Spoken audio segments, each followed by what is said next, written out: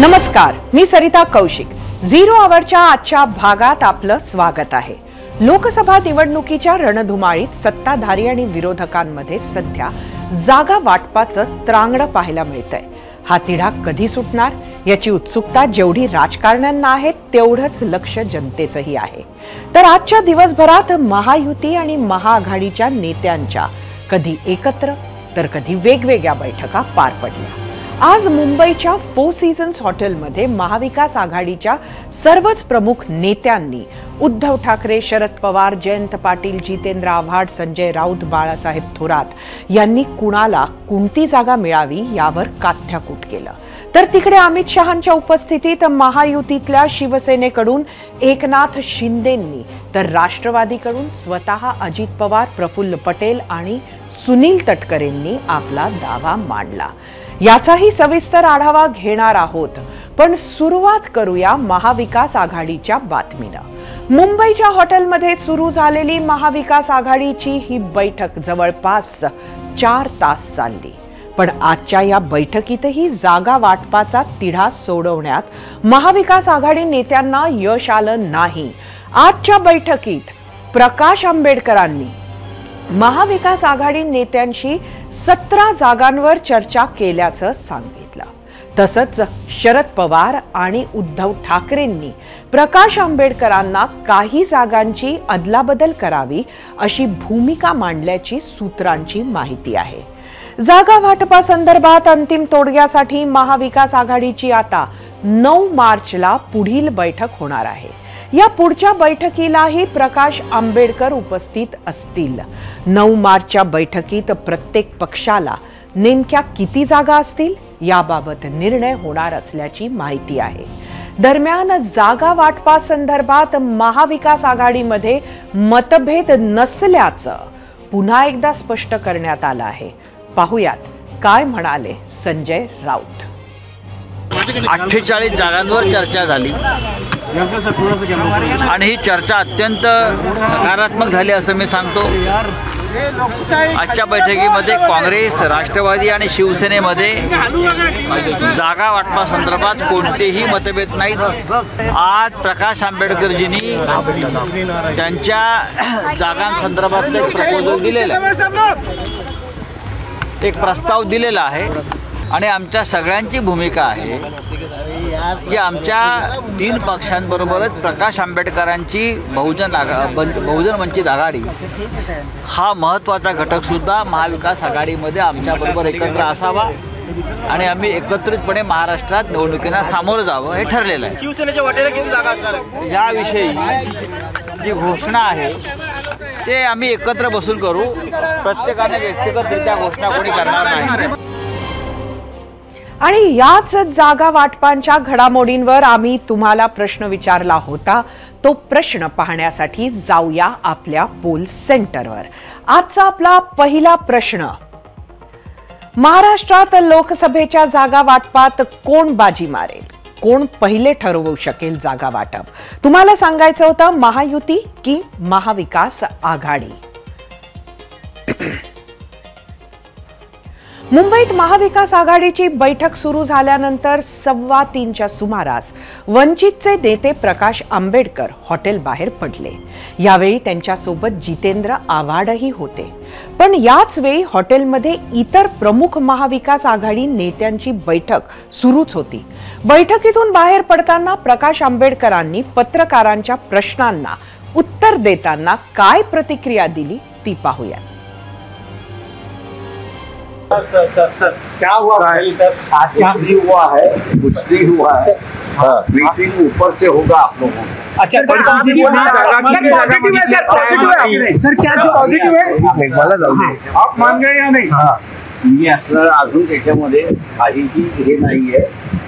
Next meeting मध्ये सगळ्या गोष्टी ठरतील असं। सर क्या नेक्स्ट मीटिंग कधी होणार है? क्या आप होता सर पॉजिटिव थे आज की बैठक? सर आपकी सकारात्मक चर्चा झाली। पॉजिटिव थे आप? माझ्या चेहऱ्यावरून तुम्हाला काय दिसते? आप बताइए। पॉझिटिव्ह माझ्या चेहऱ्यावर पॉझिटिव्ह। पुढची बैठक कधी कळवू ना, आम्ही कळवू ना तुम्हाला, ते कशाला हवंय? महाविकास आघाडीच्या आजच्या बैठकीतून बाहेर पडताना प्रकाश आंबेडकरांनी मी पॉझिटिव्ह असल्याचं सांगितलं असलं तरी महाविकास आघाडीमधील वंचितच्या जागांचा प्रश्न हा कायम राहिल्याचंच पाहायला मिळतंय।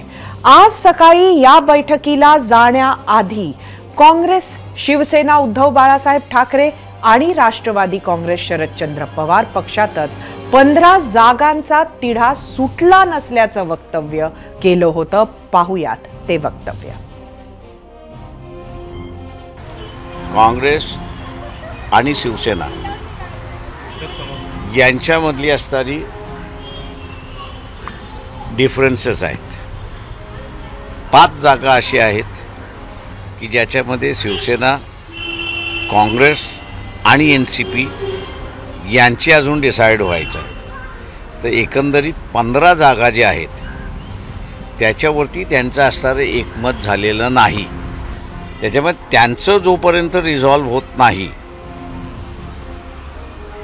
तोपर्यंत ते आमच्याशी बोलू शकत नाही आहेत।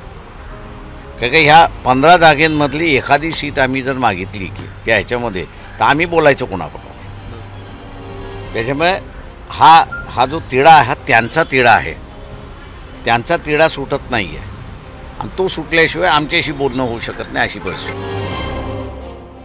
त्यामुळे एकंदरीत चित्र हे असं आहे की महाविकास आघाडीतील नेते मंडळी हे ऑल वेल आहे असं सांगतात आहेत, पण प्रकाश आंबेडकर मात्र काहीतरी वेगळंच बोलताना दिसतात आहेत। त्यांनी महाविकास आघाडीच्या जागा वाटप चर्चेवर बोट ठेवल्यावर वंचित कडूनही महाविकास आघाडीच्या भूमिकेबद्दल शंका व्यक्त करण्यात आली आहे। वंचितचे प्रवक्ते सिद्धार्थ मोकळे यांनी प्रकाश आंबेडकर अकोल्याची जागा सोडायला तयार असल्याचं सांगितलं, पण महाविकास आघाडी कुठलीही भूमिका घेत नसल्याची त्यांनी टीका केली। पाहुयात। बाळासाहेब म्हणाले की मी आघाडी सोबत आहे, पण मला असं वाटतं की आघाडीच माझ्या सोबत नाहीये।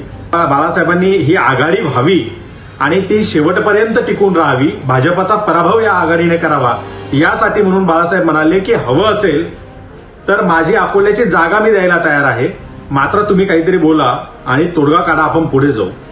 पहिल्या बैठकीपासून महाविकास आघाडीच्या पक्षांना वंचित बहुजन आघाडीचे प्रतिनिधी विचारत आहेत की तुम्ही आम्हाला काय देणार आहात, कुठल्या जागा देणार आहात, किती जागा देणार आहात ते आम्हाला सांगा, म्हणजे आम्हाला त्यावर चर्चा करता येईल।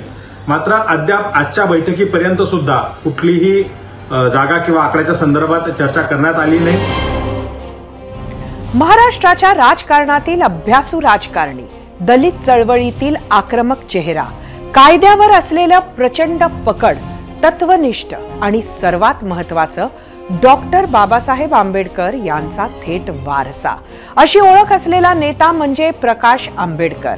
भारतीय रिपब्लिकन पक्ष ते वंचित बहुजन आघाडी असा प्रकाश आंबेडकरांचा राजकीय प्रवास। या प्रवासात प्रकाश आंबेडकरांनी अनेक पक्षांसोबत युती आघाडी केली, त्यात त्यांना कधी यश आलं, मात्र खरी चर्चा झाली ती त्यांच्या युती आघाडीची, ज्यामुळे ते जास्त चर्चेत राहिलेत। त्यांच्या याच राजकीय प्रवासाचा आढावा घेणारा हा रिपोर्ट।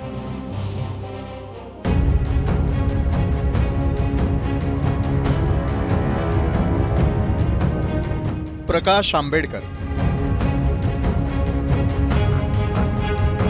महाराष्ट्राच्या राजकारणातलं असं नाव ज्यांच्याशिवाय आज घडीला महाराष्ट्राचं राजकारण पूर्ण होणं शक्य नाही। थेट डॉक्टर बाबासाहेब आंबेडकरांचा वारसा आणि पाठीशी लक्षणीय मतदार। त्यामुळे कोणत्याही निवडणुका आल्या की बाळासाहेब आंबेडकर चर्चेच्या केंद्रस्थानी असतातच। आंबेडकरी चळवळ आणि राजकारण याच्यामध्ये 90च्या दशकामध्ये जे अंतर पडलेलं होतं ते दूर करण्यासाठी भारतीय रिपब्लिकन पक्षाची वेगळ्या पद्धतीनं मांडणी करून, बांधणी करून प्रकाश आंबेडकर यांनी अकोला पॅटर्न राबवला आणि या पॅटर्नच्या माध्यमातून स्थानिक स्वराज्य संस्थांच्या निवडणुकांमध्ये प्रभावही पाडला आणि याचंच पुढे रूपांतर भारित बहुजन महासंघामध्ये केलं। 1995 साली त्यांच्या नेतृत्वात एकत्रित आलेल्या दलित संघटनांना यश आलं। त्यांचे 4 खासदार देखील निवडून आले। तर 1998 साली काँग्रेसच्या पाठिंब्यावर स्वतः प्रकाश आंबेडकर अकोल्यातून खासदार बनले. मात्र 2004 साली त्यांनी काँग्रेसची साथ सोडली. तेव्हापासून आजपर्यंत दोघांमध्ये एकजूट झालेली नाहीये. त्यानंतर अनेक वेळा काँग्रेस आणि आंबेडकरांमध्ये आघाडी होईल अशी स्थिती निर्माण झाली. 2014 साली जेव्हा देशात मोदींचा झंझावाती प्रचार सुरू होता तेव्हा काँग्रेसनं प्रकाश आंबेडकर यांच्याशी युतीच्या चर्चा केल्या. आत्ताप्रमाणेच त्यावेळी अनेक बैठका झाल्या. मात्र जागा वाटपाच्या मुद्द्यावरून 2014 सालची चर्चा फिसकटली आणि प्रकाश आंबेडकर यांनी पुन्हा एकदा एकला चलोचा नारा दिला. साल 2019 पर्यंत प्रकाश आंबेडकरांनी वंचित बहुजन आघाडीची स्थापना केली. लोकसभा निवडणुका आल्या. पुन्हा एकदा आंबेडकर आणि युती आघाडीच्या चर्चा सुरू झाल्या. यावेळी काँग्रेस राष्ट्रवादी एकत्र लढत होते आणि त्यांच्या आघाडीत वंचितचा समावेश होणार अशी चर्चा होती. 2019च्या युतीमध्ये सर्वात मोठा अडथळा ठरला तो म्हणजे शरद पवार आणि प्रकाश आंबेडकर यांच्या संबंधांचा पूर्व इतिहास. जागा वाटपाचा तिढा सुटला नाही म्हणत प्रकाश आंबेडकर यांनी काँग्रेस आणि राष्ट्रवादी सोबतची संभाव्य युतीच्या चर्चा होत्या त्या चर्चा थांबवल्या. मात्र त्यानंतर प्रकाश आंबेडकर यांची वंचित बहुजन आघाडी आणि हैदराबादच्या असदुद्दीन ओवेसी यांचं AIMIM पक्ष या दोघांची युती झाली. लोकसभेमध्ये या दोन्ही पक्षांना मोठं यश जरी मिळालं नाही तरी राज्यभरातून तब्बल 42 लाख मतं मिळवत त्यांनी राज्यभरात आपला प्रभाव दाखवून दिला. त्यामुळं काँग्रेस आणि राष्ट्रवादी या दोन्ही पक्षांना मोठा फटका देखील बसला. 2019च्या लोकसभेनंतर वंचित आणि MIMची युती तुटली. पुढे वंचित मधून अनेक मातब्बर नेते देखील बाहेर पडले. गोपीचंद पडळकर, लक्ष्मण माने, बळीराम शिरस्कर, हरिभाऊ बदे, यशपाल भिंगे यांच्यासह त्यांचे सख्खे बंधू आनंदराज आंबेडकर यांनी देखील प्रकाश आंबेडकरांची साथ सोडली. पुढे 2023 साली आंबेडकरांनी ठाकरेंशी युती केली. तीच आघाडी आजही आहे. मात्र ठाकरेंच्या शिवसेनेसोबत आता काँग्रेस राष्ट्रवादीही आहे. शिवाय खुद्द शरद पवार, उद्धव ठाकरेंसह काँग्रेसच्या बड्या नेत्यांनी आंबेडकरांना आघाडीची साथ घातली आहे. त्याला बाळासाहेबांनीही सकारात्मक प्रतिसाद दिलाय. त्यासाठी 5 वेळा महाविकास आघाडीच्या बैठकाही झाल्या. आता खुद्द प्रकाश आंबेडकरांच्या उपस्थितीत चर्चा झाली. मात्र तरीही 2014-2019 प्रमाणेच जागा वाटपाचा तिढा कायम आहे. आता बाळासाहेब आणि महाविकास आघाडी तिढा सोडवणार की वंचित महाविकास आघाडीची साथ सोडणार हे लवकरच कळेल. आफ्ताब शेखसह 0 आवर ABP माझा.